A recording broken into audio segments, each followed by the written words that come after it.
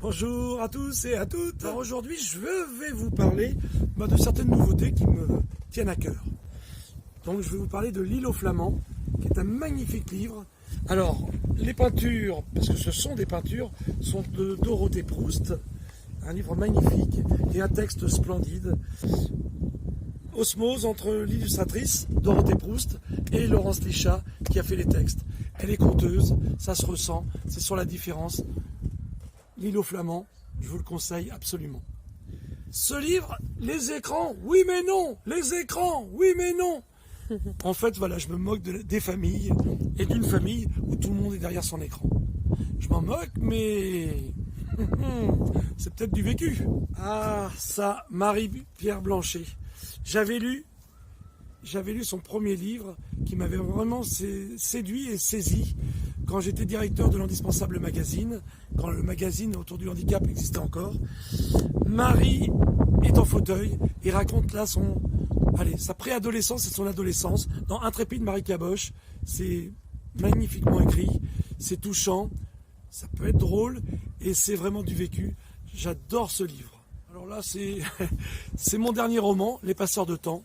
Tous les 50 ans, un passeur de temps offre un manuscrit à un enfant de 10 ans qu'il a coopté et il lui dit « Tu vis pendant 50 ans, mais dans 50 ans, tu liras mon manuscrit et tu auras envie de devenir un passeur de temps et donc d'écrire un nouveau manuscrit et à coopter un enfant de 10 ans et à lui remettre ton manuscrit. » Et donc c'est une saga qui va de 1920 à 2070. On retrouve ce qui se passe en 2070, évidemment. Le passeur de temps de 2070 ouvre le manuscrit. Et là, c'est à découvrir. Je n'aimerais pas vivre en 2070. Et tout est vrai. Et j'ai travaillé avec Jean-Pierre Brasben, qui est un scientifique. Voilà. Et tout est sérieux, tout est beau et tout est littéraire.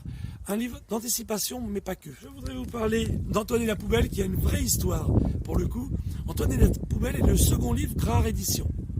C'est là que j'ai rencontré Jacques Lemonnier, qui est devenu Jacques, le dessinateur de La Bande à Aide, de Léo Élu, de Sparte, des Cheminottes, et j'en passe. Et puis Martine Gora, c'est sa compagne, mais il ne faut pas le dire, c'est sa compagne, et ils s'étaient rencontrés sur ce livre-là. Donc j'étais le parrain de leur rencontre et le parrain de ce livre.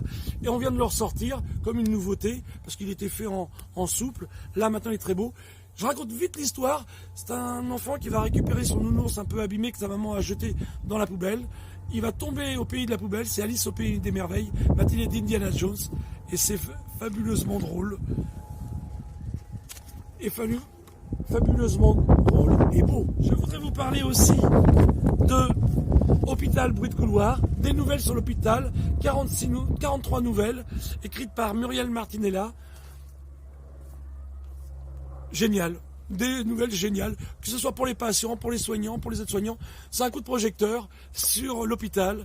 Bruit de couloir, hôpital, à lire absolument. Comme on est dans un cadre bucolique, puisque c'est un potager, je voudrais vous signaler le livre de Charline Richer, dont François Ruyer a fait l'illustration, La révolte du pote âgé. C'est les fruits et légumes mal calibrés qui se révoltent contre le supermarché du coin.